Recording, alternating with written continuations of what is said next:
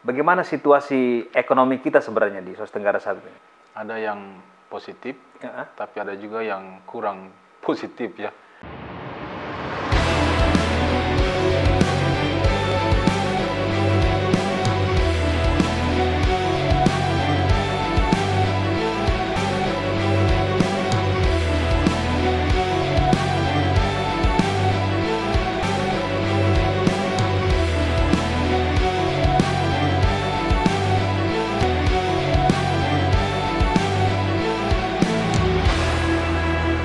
Selamat datang.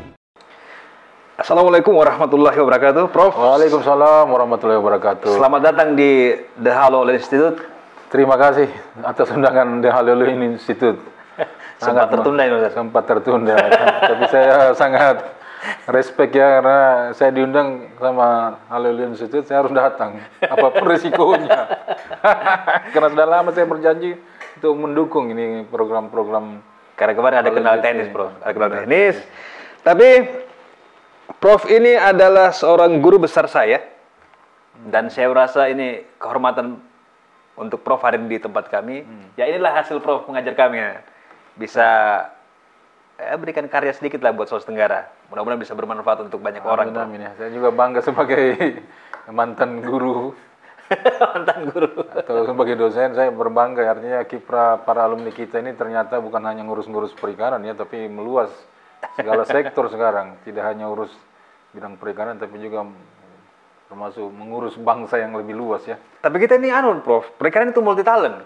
Ada yang di bank. Iya betul. Ada yang di bengkel bahkan. Iya. Jadi hampir apa ini menguasai semua lini di Sulawesi Tenggara. Politiknya orang-orang juga perikanan. ada juga. Ketua partai Sulawesi Tenggara sudah ada, nomor satunya Sulawesi Tenggara. Alhamdulillah, akhirnya ini saya bangga juga. Artinya entah mata kuliah apa yang nyambung dengan ini. Saya kadang-kadang bertanya, ini mata kuliah apa, ada yang terlibat politik? Saya buka-buka kurikulum kok gak ada mata kuliah politik diajarkan. Yang paling penting mata kuliah apa? Peraturan perundang-undangan itu yang unsur sedikit berbau politik, tapi tidak lari ke politik praktis. Tapi sekali lagi saya bangga, artinya ya memang ini satu kesyukuran juga bahwa anak-anak kita atau alumni-alumni ini ternyata juga punya pemikiran yang jauh lebih luas ya, daripada sekedar hanya urus perikanan, tapi mereka urus semua persoalan bangsa khususnya yang ada di Sulawesi Tenggara ini. Jadi saya termasuk ya bahagia juga, bangga sama para alumni yang sudah berkiprah di semua lini. Alhamdulillah. Lini kehidupan bangsa. Hari ini saya sengaja mengundang Prof untuk berbicara tentang Sulawesi Tenggara, terutama masalah kepemimpinan. Ya. Karena kita kan ini membicarakan masalah politik, terus masalah kepemimpinan, kebijakan pemerintah daerah, semua hal yang terkait dengan hajat hidup orang banyak. Gitu ya. Ada yang kita bicarakan tentang profiling, tapi hari ini memang sengaja kita khususkan mengundang guru besar, mengundang profesor untuk melihat seperti apa sebenarnya Sulawesi Tenggara kita ini, Prof. Gitu ya. Ya. Tapi sekarang sibukan Prof masih mengajar seperti apa? Mengajar. Masih, ya? Masih banyak mahasiswa kita sekarang, Prof. Alhamdulillah ya. Kita bersyukur ya. Nah, Prof, saya ingin kita sedikit membedah terkait masalah kebijakan pembangunan Sulawesi Tenggara ini. Gitu. Secara umum lah dulu kita begini. Bagaimana situasi ekonomi kita sebenarnya di Sulawesi Tenggara saat ini? Kalau kita melihat, ya saya merujuk kepada data BPS ya, Sulawesi Tenggara dalam angka memang ada yang positif, tapi ada juga yang kurang positif ya. Tidak menggembirakan. Tidak menggembirakan. Jadi yang kalau kita bicara neraca keuangan, nampak bahwa pengeluaran itu lebih tinggi daripada penerimaan kita. Dan sayangnya harapan saya dengan dikenalnya Sulawesi Tenggara sebagai provinsi tambang, saya sebagai akademis dan juga warga Sulawesi Tenggara sangat berharap ada lonjakan-lonjakan peningkatan ekonomi, baik pendapatan ya, khususnya pendapatan ya, karena bagaimanapun juga kita perlu duit untuk membangun. Nah, ternyata setelah saya melihat data statistik terbaru 2020, ternyata aktivitas-aktivitas dari sektor tambang yang selama ini mendominasi pemberitaan tidak hanya di level Sulawesi Tenggara dan juga di tingkat nasional, ternyata tidak signifikan berkontribusi terhadap pendapatan, bahkan cenderung mayoritas pengeluaran lebih tinggi daripada pendapatan. Artinya ada hal yang minus di sini, karena bagaimanapun juga kalau tidak seimbang neraca pendapatan dan pengeluaran, berarti ada aspek lain yang harus kita lakukan untuk menutupi neraca keuangan itu. Dan itu cenderung kalau kita bandingkan data 2020 dengan 2021, maka kecenderungan itu pendapatan berkurang. Nah, ini kan aneh. Pendapatan kita berkurang sementara pemberitaan tentang Sulawesi Tenggara ini luar biasa. Apa namanya itu? Ini kan menarik perhatian semua pihak ini ya. Sulawesi Tenggara. Jadi Sulawesi Tenggara kalau kita lihat neracanya itu dari tahun 2020 ke 2021 malah turun. Neracanya turun, ya, pendapatannya turun, pengeluarannya turun dibandingkan 2021. Jadi saya heran, ada apa di sini? Artinya kalau kita bicara ekonomi, kita lihat saja neraca pendapatan, pengeluaran ada sesuatu yang tidak balance. Sehingga inilah barangkali saatnya Pak Limasi mungkin kalau umur panjang kan masih 1 tahun lagi ya, mudah-mudahan. September, Prof. Tahun ini? Iya, tahun ini. Waduh, sudah terlambat. Kasih.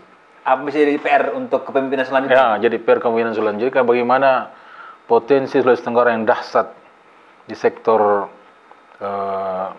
tambang ini harus kelihatan berdampak signifikan. Itu yang pertama. Yang kedua, saya melihat kebijakan pemerintah daerah terkait pengelolaan sumber daya alam, khususnya kita kembali ke visi misi beliau Garbarata. Ya. Ini juga saya anggap apakah beliau dalam hal ini Pak Gubernur lupa dengan Garbarata atau belum mampu mengejawantahkan implementasi program Garbarata yang menurut hemat saya itu sangat ideal. Kenapa saya katakan sangat ideal? Sulawesi Tenggara ini 70% adalah laut. Sangat disayangkan kalau saya melihat kebijakan pemerintah provinsi itu rata-rata hanya terfokus pada pembangunan yang ada di darat. Lautnya saya katakan belum signifikan yang berubah. Kita lihat saja dari kebijakan Pak Gubernur sekarang kan kita perhatikan ada 3 proyek besar yang beliau tangani. Dan saya anggap ya fantastis lah. Ya di darat semua tuh. Rumah sakit, perpustakaan dan Toronipa. Kemudian kalau jalan-jalan itu wajar, itu sudah kewajiban pemerintah provinsi untuk membenahi jalan-jalan yang banyak rusak di Sulawesi Tenggara. Cuma sayangnya kita belum mendengar di era beliau Pak Gubernur ini bagaimana beliau menerapkan juga pembangunan yang nyata di wilayah darat, terkhusus di wilayah kepulauan. Ini saya lihat tidak berimbang sehingga kalau kita lihat data statistik tadi, saya mengutak-atik data statistik, ternyata dampak pembangunan yang terjadi di kabupaten yang ada di wilayah kepulauan ini sangat tidak berimbang dengan daratan. Karena memang energi, dana itu lebih banyak dialihkan ke darat. Sehingga kita merasakan Wakatobi, Buton, Muna, Konawe, Kepulauan, sebagai 4 pulau besar yang ada di Sulawesi Tenggara itu, saya melihat dari data statistik itu memang kurang sentuhan. Dan ini yang sangat disayangkan kebijakan beliau. Mungkin saya anggap agak lupa barangkali atau apa yang tidak nyambung dengan visi misi beliau sebagai gubernur yang punya komitmen politik pada saat terpilih lalu dengan mengejawantahkan program Garbarata tadi. Dan ini yang saya sangat sayangkan karena tidak nampak ya. Tapi Prof, kalau katakan kita lihat ini kan, misal kita bicara masalah pembangunan jalan tol Kota Kendari, Toronipa itu, kemudian rumah sakit jantung, kemudian perpustakaan nasional. Ini kan kalau boleh kita katakan, apakah ini terlalu prestisius atau memang hanya mengejar monumental? Biar ada, kan begini, kalau saya memimpin 5 tahun, kalau tidak ada legasi, kan saya tidak akan dikenal. Ya. Jadi saya buatlah sesuatu yang katakan itu tetap akan dikenang. Apakah seperti ini kira-kira cara pandangnya kita sebenarnya? Ya memang. Kita kan syukur-syukur saja ini kan. Sekarang kalau kita ke Toronipa, Prof, dulu kita masih bisa sampai 1 jam lah. Ya. Sekarang 18 menit kita sudah di Pantai Toronipa. Ya kita masyarakat Kota Kendari kan senang-senang saya. Tapi kalau kita ke Butur, aduh, ya menyedihkan lah. Saya terus terang, memang repotnya seorang gubernur di Sulawesi Tenggara adalah dia harus pelihara seluruh 17 kabupaten kota yang notabene banyak tantangannya terkhusus di wilayah kepulauan. Wilayah kepulauan ini yang menurut hemat saya sudah berapa gubernur yang kurang peduli dengan wilayah kepulauan. Kita mohon maaf, saya cerita tentang Buton Utara. Hancur jalanan di sana, Pak. Jadi saya jangan usah kita bicara Muna, tidak usah bicara Buton. Ambil saya Buton Utara yang menurut hemat saya harusnya Pak Limasi peduli dengan kabupaten-kabupaten yang baru berkembang, kemudian juga punya potensi, tapi sayang investor pun itu nggak ada yang berminat, Pak. Terus terang, saya pernah ngantar beberapa investor masuk ke Buton Utara terkait dengan pengembangan rumput laut. Mereka mau angkat tangan semua. Kenapa? Dia tidak mungkin saya masuk Sulawesi Tenggara, masuk Buton Utara, kalau saya menghabiskan waktu saya lebih banyak di jalan. Kalau saya inginkan, bahkan kalau bisa saya dari Surabaya misalnya, ini pengusaha dari Surabaya, saya mau dari Surabaya langsung saya terbang ke Bandara Buton Utara. Tidak perlu lagi lewat jalan yang jelek seperti itu. Dan ini sebenarnya keluhan para investor untuk sektor perikanan adalah infrastruktur jalan yang buruk. Belum lagi kita bicara infrastruktur pelabuhan untuk ekspor langsung. Kalau di darat oke, tapi kan kekuatan industri perikanan Sulawesi Tenggara itu ada di Buton, Muna, Wakatobi, Konawe Kepulauan. Dan ini rata-rata tidak diperhatikan infrastruktur jalan, sehingga semua investor itu menyerah, tidak jadi masuk ke Buton. Ini fakta, Pak. Jadi saya tidak ada yang mau berinvestasi ke Buton. Tidak ada yang mau ke Buton karena atau ke kepulauan. Kepulauan. Karena kan namanya pengusaha dia mau cepat, singkat, efisien. Itu investor sekarang, dia tidak mau, mungkin lagi dia akan benahi jalan, bikin jalan sendiri. Harusnya kan kebutuhan infrastruktur dasar ini harus dipenuhi oleh pemerintah. Kalau tidak lewat provinsi, ya kabupaten. Cuma kan kabupaten dananya mana? Terbatas pasti. Terbatas. Dan di sini sebenarnya peran Pak Gubernur, Pak Ali Masih mengejawantakan tadi visi misi program beliau yang tertuang dalam konsep Barbarata itu. Daratan kepulauan, ini ideal sekali, Pak. Saya sangat mendukung. Cuma sayang waktu ini sudah beliau sampai September, ya saya berharap gubernur ke depan, siapapun yang ingin menjadi gubernur, cobalah melihat Sulawesi Tenggara ini tidak hanya melihat Kendari saya, tidak hanya melihat Toronipa saya, tapi lihatlah Sulawesi Tenggara dalam bingkai 17 kabupaten kota yang perlu diberi perlakuan yang sama, tanda petik, agar sama-sama merasakan dampak keberadaan gubernur sebagai pimpinan tertinggi di daerah Sulawesi Tenggara, di Provinsi Sulawesi Tenggara. Itu ya, artinya kalau saya saya. ini kan masyarakat Kota Kendari kan ya dapat fasilitas lah kan, dapat, bisa jalan-jalan lah kan, dapat akses jalan yang bagus. Ya. Cuma memang kalau kita lihat perkembangannya jadi tidak adil rasanya bagi masyarakat Buton Utara untuk kepulauan lah misal gitu ya. Kemudian ini juga yang banyak dipertanyakan oleh masyarakat, Prof. Ya. Kebutuhan kita terhadap perpustakaan itu seperti apa sebenarnya? Nah, ini masalah. Karena kan dengan dunia digitasi ini kita tidak perlu kemana-mana. Ada Om Google kan, butuh apa-apa tinggal Google, atau butuh penjelasan lebih detail masuk YouTube. Maksudnya sekarang kalau dengan pengembangan perpustakaan modern itu seperti apa sebenarnya kebutuhan-kebutuhan kita? Sebenarnya kita, menurut saya, ide beliau untuk bikin perpustakaan itu bagus sekali. Cuma persoalannya tadi adalah bagaimana Pak Gubernur di langkah awal itu bukan membangun perpustakaan yang megah, tapi bagaimana menghidupkan minat masyarakat termasuk para pelajar untuk gemar membaca. Literasinya itu sangat kurang. Kita Sulawesi Tenggara sangat kurang. Dan ini yang membuat kita tertinggal jauh dengan saudara-saudara kita di provinsi. Ya, kita lihat di sebelah kanan kita, kalau lihat di peta itu Sulawesi Selatan kan jauh. Indeks pembangunan manusianya tertinggi di Pulau Sulawesi. Kita kalahnya karena harusnya, ini saran kami untuk ya termasuk Pak Ali masih menjabat berapa bulan lagi termasuk gubernur ke depan, tolong kualitas SDM itu kita perbaiki dulu lah. Artinya kita bersyukur Pak Ali masih peduli dengan pendidikan, cuma mungkin akan lebih tepat sasaran kalau beliau memfokuskan bagaimana tingkat pendidikan warga Sulawesi Tenggara yang masih, kalau berdasarkan data statistik BPS 2020 itu 50% masyarakat Sulawesi Tenggara itu kalau dihitung itu lebih banyak berkutat di level pendidikan dasar. SMP paling tinggi 50%. Jadi bagaimana kita bisa membangun, bagaimana kita bisa memicu minat membaca kalau pendidikannya rendah.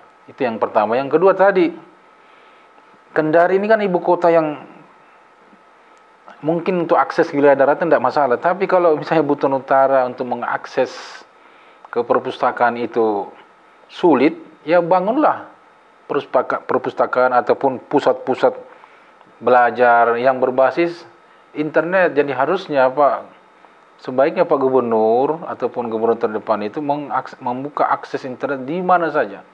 Tidak ada lagi batas bahwa internet hanya di kabupaten daratan, tapi buka juga di Buton, buka di Wakatobi, sehingga Seperti tadi Pak Nasli mengatakan, kan cukup kita lihat di gadget atau di laptop. Ya benar Pak, karena kalau kita mau ke Kendari hanya untuk membaca kan itu butuh waktu, biaya dan segala macam. Nah, alangkah indahnya kalau di Buton Utara ada pusat-pusat pembelajaran berbasis internet dan akses 24 jam.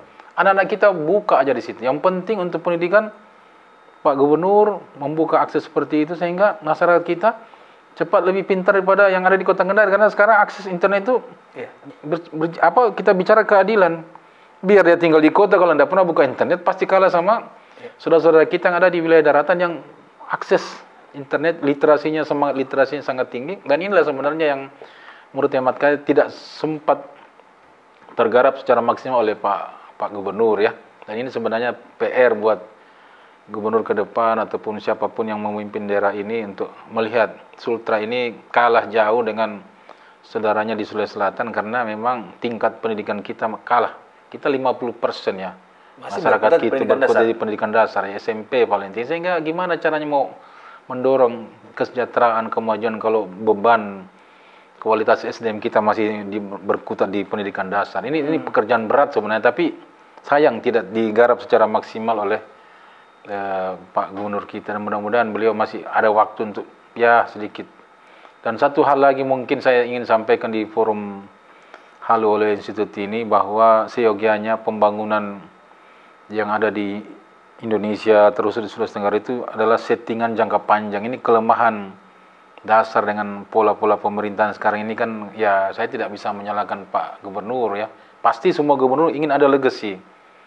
Dan itu legasinya ditentukan dengan bagaimana ada dana, bagaimana bisa mempercepat pembangunan selesai sebelum masa jabatan berakhir. Cuma kita lupa Sultra ini butuh apa untuk 20-30 tahun ke depan dalam konteks bagaimana menaikkan sumber daya manusia dulu. Bagaimanapun kita kaya, mohon maaf, kita kaya dengan sumber daya alam, darat, tambangnya bagus, hutannya bagus, ikannya banyak, tetapi kita kalah bagaimana menciptakan manusia yang bisa kelola itu. Kan sayang Sulawesi Tenggara ini SDA-nya bagus, kita ambil tenaga kerja asing.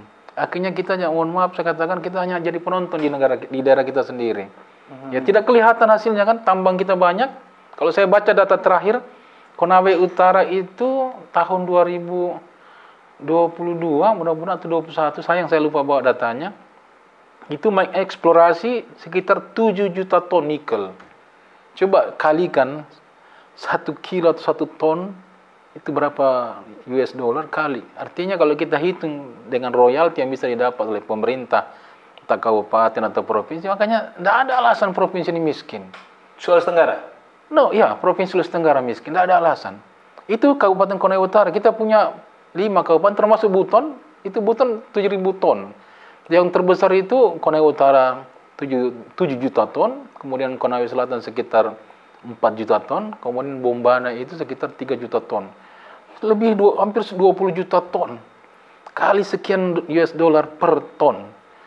Kita kaya, cuma persoalannya di mana hasil-hasil eksploitasi tambang. Ini baru nikel, belum kita bicara mangga. Tapi bukannya itu kebijakan pemerintah pusat, Prof, kalau masalah pertambangan?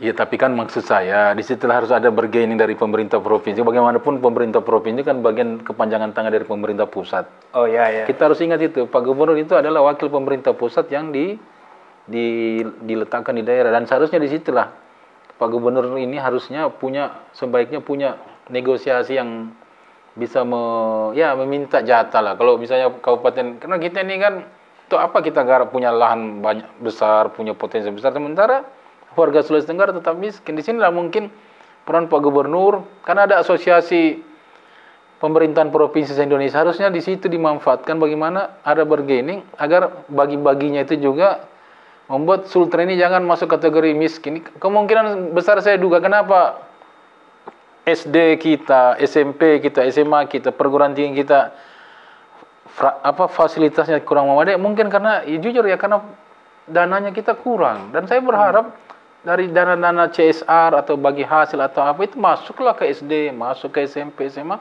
sehingga level kualitas pendidikan kita tidak kalah jauh dengan saudara kita di Sulawesi Selatan, apalagi kalah jauh dengan saudara kita di Jawa. Sehingga kita mengejar, Pak, kita ini ketinggalan. Jujur kita ketinggalan SDM saja, waduh, kita belum bicara lagi aspek lain.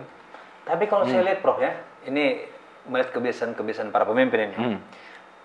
tidak lagi menyelamatkan kita, saya tidak menyalahkan mereka, cuma saya lihat kan lebih kepada pembangunan fisik, misal pembangunan kantor gubernur, terus bangun patung-patung gitu kan. Kalau kita lihat dari segi kebutuhan ini kan bukan kebutuhan utama bagi. Betul, sepakat. Maksudnya itu apakah kemudian memang tidak menjadi hal yang diutamakan ini? Nah inilah, jadi kadang-kadang kita jadi pejabat publik yang dipilih oleh rakyat, kadang-kadang saya katakan itu semacam kelemahan juga ya. Artinya ketika kita memimpin, kita lupa visi misi, kita lupa yang pernah dijanjikan dulu dijanjikan sama kita, lupa itu garba rata, kita lupa komitmen ikan. Dan saya jujur katakan, pembangunan patung itu bukan tradisi orang Sulawesi Tenggara. Saya mengatakan itu dari mana tradisi patung-patung ini? Apakah dengan patung kita bikin itu membuat masyarakat kita semakin kaya, semakin pintar, semakin banyak rezeki? Harusnya ada kajian akademis. Saya katakan kelemahan pemerintah baik di tingkat pusat maupun di daerah adalah kajian akademis mana yang kita gunakan sehingga kita melegalkan pembangunan patung, pembangunan kantor gubernur. Kalau kantor gubernur itu menurut hemat saya masih layak itu untuk kita butuh banyak dana untuk perbaikan infrastruktur. Saya mengatakan kalau Pak Gubernur senang fisik, ya benahi jalan-jalan di Sulawesi Tenggara.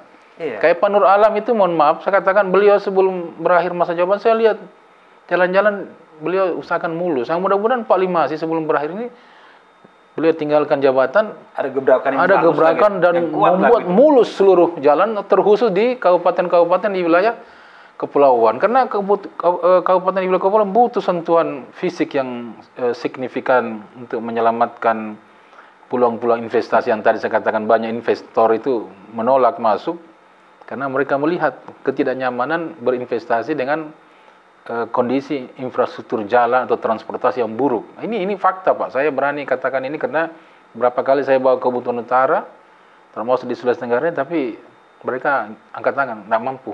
Karena mereka tidak mungkin mengeluarkan duit untuk membangun jalan, jembatan, pelabuhan. Itu kan harusnya fasilitas dasar yang menurut hemat saya harusnya Pak Alimasi, karena komitmen dengan garba rata. Saya sebut-sebut garba rata ini karena memang saya sangat setuju dengan konsep garba rata.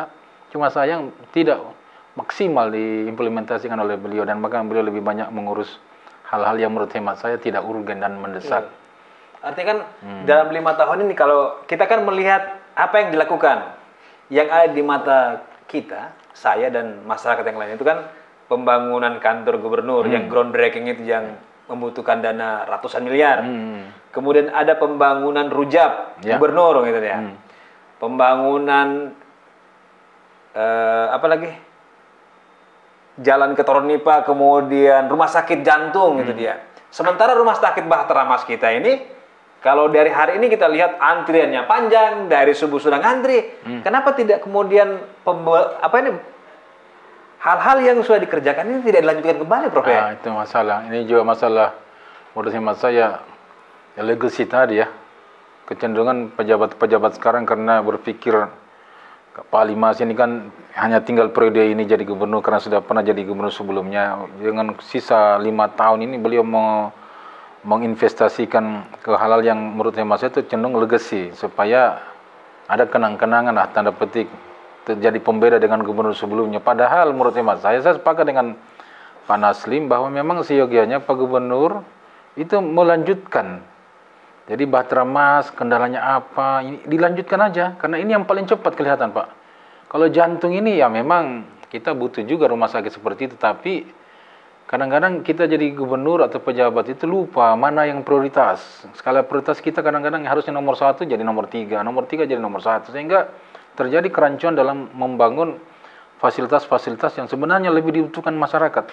Kalau kita lihat di data statistik, hampir seluruh kabupaten itu punya masalah serius terkait kesehatan. Belum kita bicara kasus gizi buruk, stunting. Sulawesi Tenggara itu masuk dalam provinsi yang kondisi kesehatan anak-anak yang berkategori stunting sangat tinggi di Indonesia. Dan harusnya pejabat-pejabat sebagai pembantu Pak Gubernur ini melihat ini semacam suatu kebutuhan. Cuma saya khawatirnya beliau para kepala-kepala dinas sudah berusaha, cuma mungkin keputusan tetap di tangan Pak Gubernur, sehingga harapan Pak Kepala Dinas tidak nyambung dengan harapan Pak Gubernur. Nah, sekali lagi yang berkuasa kan Pak Gubernur. Ya. Kepala Dinas namanya dia decision maker di Pak Gubernur, bukan di Kepala Dinas. Jadi inilah ada kerancuan sehingga ujungnya nanti tidak kelihatan ini. Masalahnya di kesehatan kita, ranking saya tidak tahu apakah di luar hampir mendekati 29 kalau tidak salah di Indonesia kita punya ranking kualitas pelayanan kesehatan atau gizi buruk. Dan ini harusnya menjadi PR yang harus diseriusi oleh Pak Gubernur untuk diselesaikan, karena ada 5 kalau tidak salah kabupaten di Sulawesi Tenggara yang punya tingkat stunting tertinggi di Indonesia, dan ini yang itu semua di Sulawesi Tenggara itu semua rata-rata di kepulauan. Ya Buton Tengah, Buton Selatan, Muna masuk ya, Buton Utara masuk. Dan ini saya hitung ada 5. Mudah-mudahan saya tidak keliru, ada di data statistik, dan seharusnya energi kita sebagai pejabat gubernur dan di backup sama kepala ini kita fokus ke penyelesaian kasus-kasus stunting, karena rata-rata Sulawesi Tenggara itu tingkat gizi buruk kalau tidak salah dalam data tadi saya sempat baca 27%. 27%? 24 lah, pokoknya 20-an ke atas. Hanya Kendari itu yang paling rendah, hanya 9%.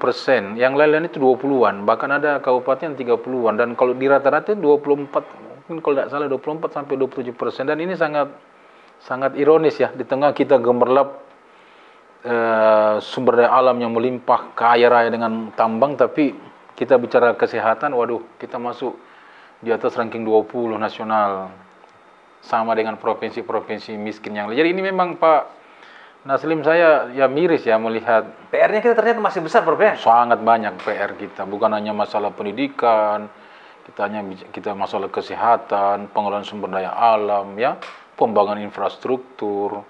Dan sayangnya, ini saya juga ingin sampaikan di forum terhormat ini, kalau kita baca data-data statistik yang ada di level provinsi ya, Sultra dalam angka, kabupaten, saya sebut saja di sini, contoh Kabupaten Konawe Utara, sangat menyedihkan saya katakan. Kenapa? Kabupaten Konawe Utara adalah salah satu kabupaten penyuplai ore terbesar di Indonesia. Tapi ketika kita buka data BPS Konawe Utara dalam angka, tidak ada informasi seperti itu. Dan saya akhirnya menyurat ke Dinas SDM, ya alhamdulillah kita 2 minggu lalu dapat. Tergambarlah ternyata Konawe Utara adalah provinsi produsen, salah satu produsen nikel terbesar di Indonesia, 7 juta ton. Terbesar di Indonesia? Besar. Konawe Utara? Konawe Utara. Ada 3 besar, Konawe Utara, nomor 2 Konsel, nomor 3 Bombana. Kalau kita lihat ranking 7 juta, Konawe 5 juta, Konawe selain 5 juta, dan Bombana 3 juta. Total hampir 20 juta ton. Ini kaya banget kita Pak. Cuma ya itu, pertanyaannya kemana itu bagi hasil atau CSR ya, untuk membenahi kekurangan pendanaan yang dijadikan masalah provinsi ini. Sebenarnya kita kaya raya, cuma saya tidak tahu kemana dana-dana itu. Ini pekerjaan kita semua. Artinya Pak Gubernur dengan segala hormat kita hargai sudah berusaha, cuma mungkin kita mungkin untuk mengelola provinsi butuh dana besar. Saya pikir kalau tambang itu bisa dikelola dan dimanfaatkan, ya mungkin tidak semua jatuh ke kabupaten atau provinsi, tapi ya perlu ada upaya dari pihak pemerintah provinsi untuk melobi pemerintah pusat, ya bagikan juga lah kami, karena kami juga tidak enak berhadapan dengan masyarakatnya tiap hari demo, sulit dapat lapangan pekerjaan, untuk ya mbok ya kasih juga kami supaya ada bagian untuk kita. Ada bagiannya lah, bagi-bagi juga. Jangan sampai semua pemerintah pusat. Memang ini kalau dilematis dengan undang-undang Cipta Kerja ini membuat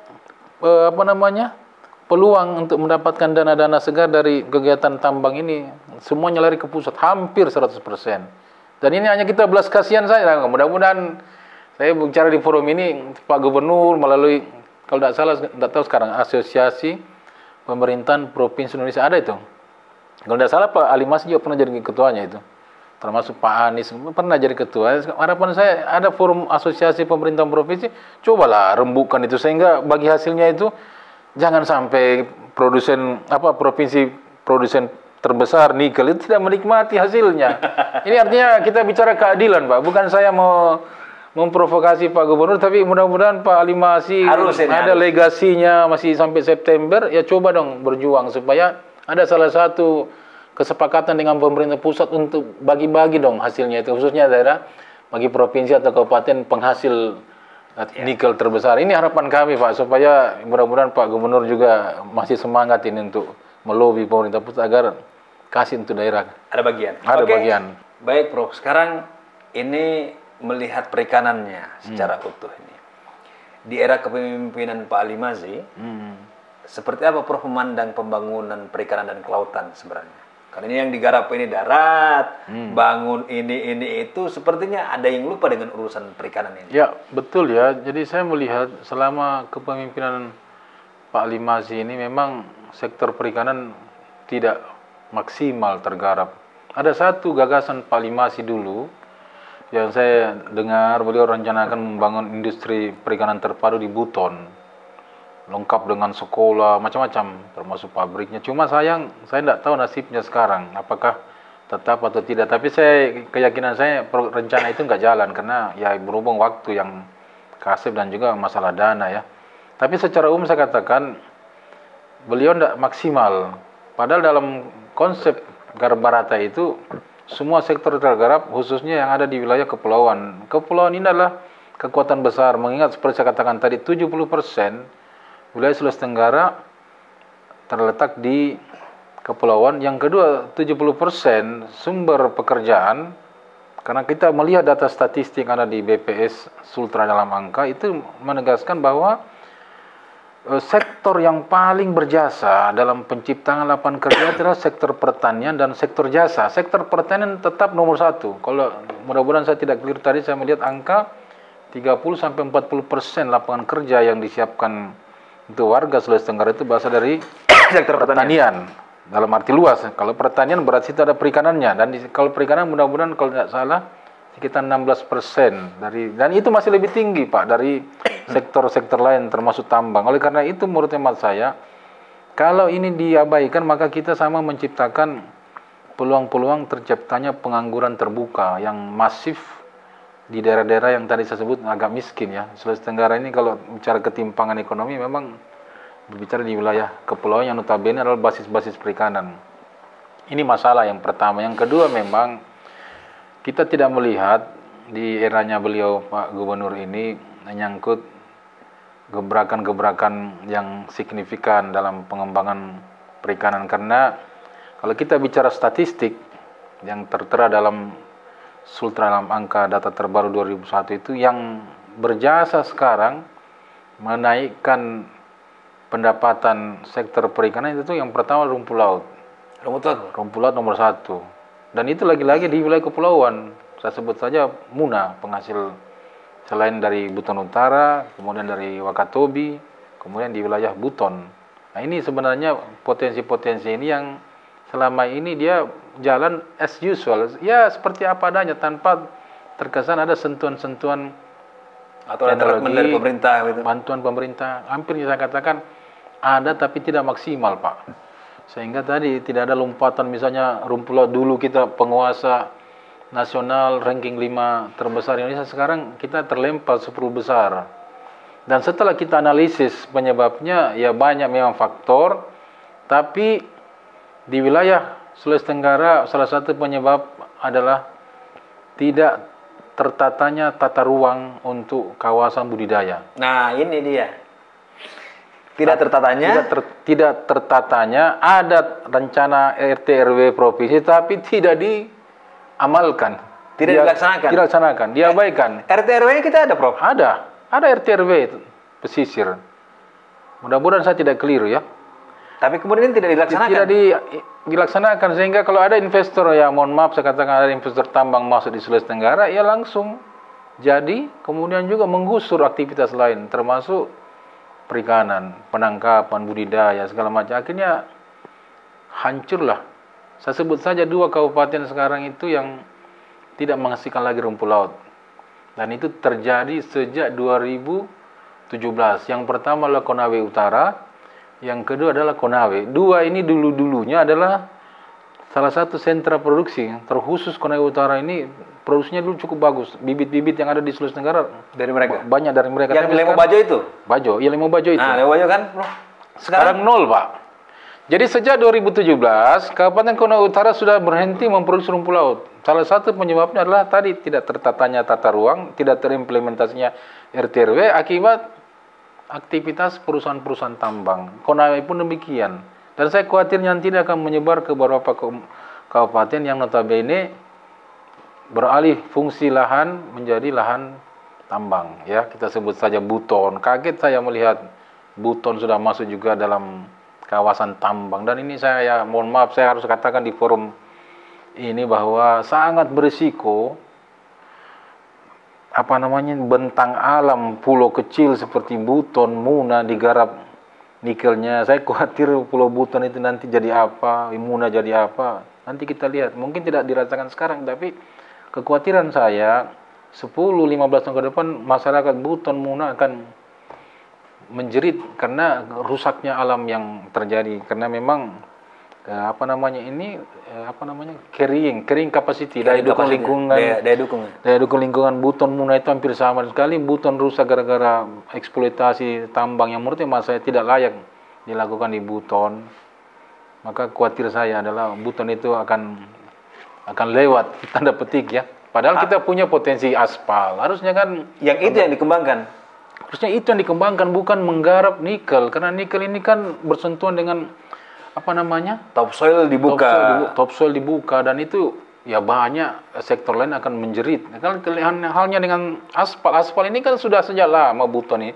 Sejak zaman Belanda potensi ini ada, tapi saya jadi bertanya kenapa pemerintah tidak menggarap saja potensi itu, karena ini memang potensi. Orang sebut Buton pasti sebut aspal, tidak pernah sebut nikel. Tapi faktanya hari ini banyak lahan-lahan budidaya perikanan, termasuk kawasan perikanan tangkap juga akan beralih fungsi dan rusak akibat pencemaran dan juga tadi tidak terimplementasinya RT/RW yang ada di tingkat provinsi maupun di tingkat kabupaten. Jadi ini banyak masalah, Pak, banyak masalah. Dan sayang, apakah memang kita tidak berdaya akibat adanya Undang-Undang Cipta Kerja yang membuat pemerintah pusat lebih banyak meraih legitimasi untuk membuka lahan tanpa koordinasi dengan pihak gubernur, pihak bupati. Jadi persoalan besar yang khawatir saya menjadi ancaman ke depan. Artinya, untuk Prof, sektor perikanan. Dunia perikanan dan kelautan kita sebenarnya ini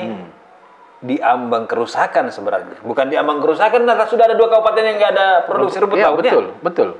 Nah, kalau sudah ada 2, tambah lagi nih. Bisa lagi. Konawe Utara, Konawe. Nggak ada rumput laut. Dulu sentra mereka rumput laut salah satu. Ya. Lah Bomban, Muna nanti. Bisa saja. Kolaka juga. Lah kita kan semua ini daerah pertambangan, Bro. Betul. Makanya saya menginginkan di forum terhormat ini, di dalam diskusi sore ini, saya berharap ya kita kembalilah konsisten dengan RT/RW. Bukankah RT/RW itu kan ada durasinya, berapa tahun bisa direvisi. Ini sekarang saya lihat tanpa menunggu berapa tahun, ketika ada investor langsung rubah itu RT/RW. Atau bukan RT/RW-nya tetap ada tapi tidak diperhatikan, nggak dihiraukan lah. Ini yang kita sebenarnya sangat disayangkan, karena kita mengabaikan apa yang kita tulis sendiri, dan itu kan punya kekuatan hukum, Pak, karena RT/RW itu perda. Jadi tidak semudah mengganti-ganti atau perda, Pak, bukan bahkan peraturan gubernur. Prof, saya pernah mendengar satu literatur bahwa perda itu bisa jadi lebih kuat dibanding peraturan menteri kalau salah. Betul, Pak. Dalam hierarki undang-undangan kita kan perda itu jauh lebih kuat dibanding peraturan menteri. Iya. Artinya peraturan menteri tidak juga boleh bertentangan dengan peraturan daerah. Harusnya. Tapi Prof, begini, ini kan situasi yang tengah kita hadapi ini. Perikanan kita berhadapan dengan pertambangan face to face ini. Dan yang paling merasakan kerugiannya perikanan. Faktanya 2 kabupaten penghasil rumput laut itu di Konawe Utara itu hilang. Betul. Sementara kontribusi PAD terbesar itu dari produk ini, komoditi ini. Apa yang harus dilakukan seorang Ali Mazzi sebagai seorang gubernur sebenarnya saat ini? Walaupun kita tahu September beliau sudah mengakhiri masa jabatan, tapi kira-kira apa yang bisa dilakukan gitu dia dalam waktu ini? Kalau saya sih pertama itu melakukan revisi dan review terhadap praktek aktivitas di darat.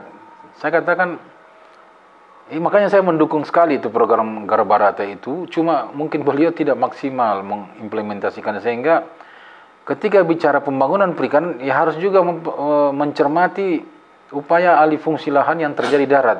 Saya sebut tadi itu tambang. Bagaimanapun tambang itu, kalau semua wilayah di wilayah pesisir Sulawesi Tenggara khususnya ada di darat digunakan untuk tambang, ya bubar itu perikanan. Bubar. Nggak ada lagi gunanya itu perikanan, karena rata-rata daerah yang berhadapan dengan akibat tapi juga daerah potensi perikanan. Sebut tadi Konawe Utara, ya itu sudah hampir saya katakan 70% wilayah pesisir Konawe Utara sudah rusak. Tapi benar, Prof. Lebo Bajo kan dulu itu tempat kita masa kuliah dulu, kan selalu ada praktek lapangan ke sana. Iya, betul. Nah, kalau sekarang kalau kita lewat itu sudah tinggal pemandangan laut saja. Pemandangan laut, betul. Dan mirisnya, semua potensi pertambangan kita ini kan berada di wilayah potensial pengembangan perikanan kelautan. Iya. Artinya ancamannya ini nyata ke depan terhadap perikanan kelautan. Betul. Wah, ini mesti disikapi. Kita tidak mampu tidak sebagai sebuah masyarakat untuk memberikan kontribusi, saran dan masukan terhadap pemerintah pusat itu. Pemerintah pusat atau pemerintah daerah? Pemerintah daerah pusat dulu. Kan ini sekarang nanti alasannya pemerintah daerah ini, wah ini kan kebijakan pemerintah pusat ini. Seperti apa nanti kita ambil kebijakan? Nanti kebijakan ESDM. Apakah kita bisa kemudian, walaupun memang ada contoh bagus yang di Konawe Kepulauan kan, pada akhirnya dihentikan kegiatan pertambangan oleh Mahkamah Agung itu. Mahkamah Agung. Tapi kan kita masih ada yang lain lagi ini. Saya berharap seperti itu ya. Ada kesadaran dari civil society, termasuk para pecinta lingkungan, akademisi, termasuk yang masih mencintai Sultra ini utuh sampai hari kiamat. Ya mari kita melakukan langkah hukum. Artinya kita tidak perlu turun demo ke jalan, tetapi ambil langkah hukum, dan saya berharap semua pihak mentaati aturan-aturan itu sehingga tidak ada semacam hukum rimba. Kita senang dengan investor, cuma harusnya pemerintah pusat daerah itu ketika ada investor ingin menginvestasi dananya di Sulawesi Tenggara, tolong ya ditentukanlah. Jangan semua daerah, jangan semua wilayah pesisir ataupun daratan yang notabene mengandung nikel itu kita lepas untuk mereka. Pikirkan juga lah. Seperti saya katakan tadi, 40% masyarakat Sulawesi Tenggara beraktivitas sektor pertanian dalam arti luas. Artinya apa? Di situ ada pertaniannya, ada perikanan macam-macam. Nah, kalau ini diabaikan, bukankah kita menzalimi rakyat kita sendiri? Di mana nurani kita?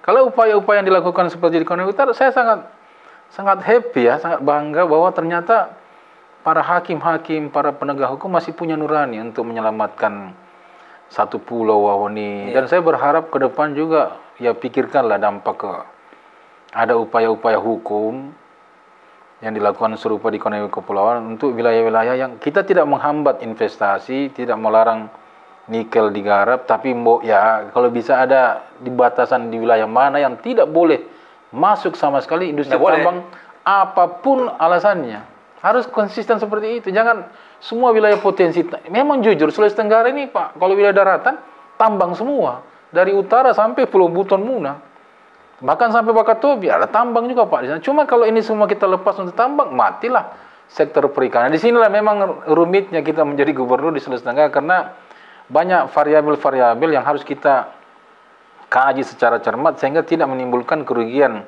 terkhusus masyarakat yang notabene Sulawesi Tenggara. Kalau kita bicara kultur, Sulawesi Tenggara adalah nenek moyang itu kalau bukan petani ya nelayan. Nah, ini sektor tambang kan baru, masa pendatang baru menggusur seluruh kehidupan yang sudah dirintis ratusan tahun. Dan saya bicara keadilan, ya mbok ya diperhatikan juga, karena nenek kita semua ini kalau bukan nelayan ya petani Pak. Ini sejarah kultur tantangan kita. Perikanan dan kelautan ini di era Pak Ali masih, dan siapapun pemimpin yang akan datang ini kan menjadi PR tersendiri ini dan pertarungan panjang ini. Ya. Kembangkan pertambangan, merusak perikanan dan kelautan. Harus mencari sisi balancingnya nih kira-kira. Memang harus balancing Pak. Jadi saya berpikir tidak harus semualah lokasi yang ada di masing-masing kabupaten itu dilepas untuk kepentingan tambang. Artinya kita bicara keadilan. Memang perikanan sekarang jujur saya katakan bukan barang seksi. Kenapa? Lebih kecil duitnya dibandingkan tambang. Quick money-nya kecil. Kita menunggu berapa bulan untuk dapat duit dari tanam rumput laut. Tapi tambang kita hanya mungkin hitungan menit sudah bisa jadi duit. Ya, di sinilah kita bicara keadilan. Apakah kita mau semata-mata membela kepentingan investor, mengabaikan nelayan kita yang sudah ratusan tahun dari turun-temurun kerja di situ? Ini bicara keadilan, bukan hanya bicara untung rugi secara dari sudut pandang ekonomi. Kita melihat dari aspek sosial, kita melihat juga dari aspek tradisi orang Sulawesi Tenggara yang notabene saya katakan tadi, nenek moyang kalau bukan petani ya nelayan. Itu yang harus kita bicara keadilan, Pak, bukan bicara oh ini untung ya. Kalau untung ya gadikan tambang semua aja. Tapi kan berarti dinas perikanan harus tutup dong. Ya, dinas perikanan harus tutup. Dan sumber mata pencarian nelayan, pertanian juga pada akhirnya kan juga bisa tutup. Bisa tutup ini. Tutup, Pak. Prof, di ujung sesi percakapan kita, kalau kita kasih rating dari 1 sampai 10, perikanan ini dikembangkan oleh kepemimpinan ini dapat rapor berapa sebenarnya, Prof? Kalau saya sebut nilai 5 kan terlalu rendah, ya 6 lah.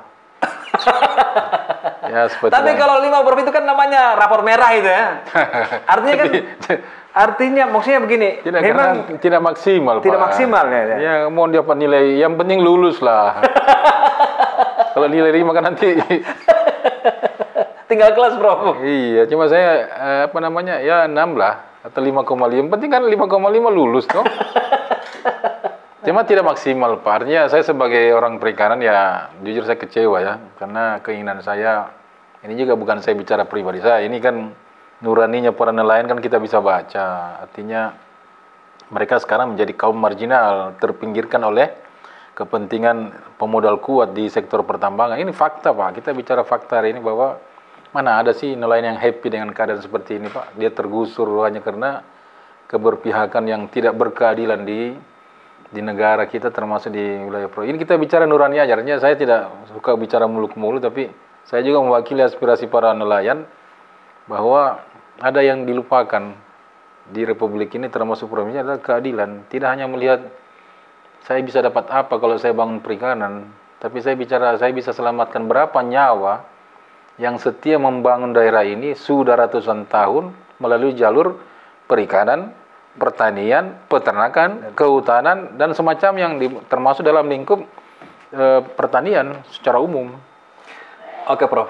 Kita butuh closing statement buat pemerintah Provinsi Sulawesi Tenggara, terus untuk Pak Ali Masih. Silakan, Prof.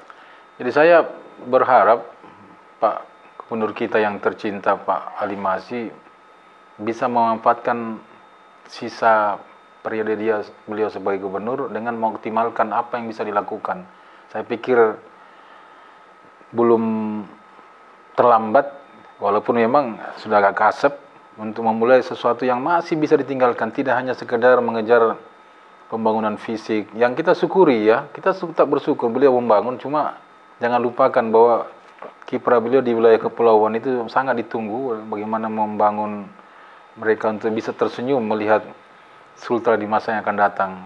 Mudah-mudahan itu juga bagian dari legasi Pak Ali Masih, untuk melihat Sultra sebagai satu kesatuan, tidak hanya melihat daratannya saja, tapi mau menjadi jembatan mempersatukan Sulawesi Tenggara, darat lautnya sama-sama disentuh oleh pembangunan sesuai dengan visi misi beliau di Garbarata. Terima kasih. Terima kasih untuk waktu dan kesempatan, Prof. Insya Allah nanti kita bertemu di forum yang lebih luas, ya, mendiskusikan Sulawesi Tenggara kita bersama para tokoh-tokoh yang lain. Terima kasih, Prof. Terima kasih atas undangannya, Pak.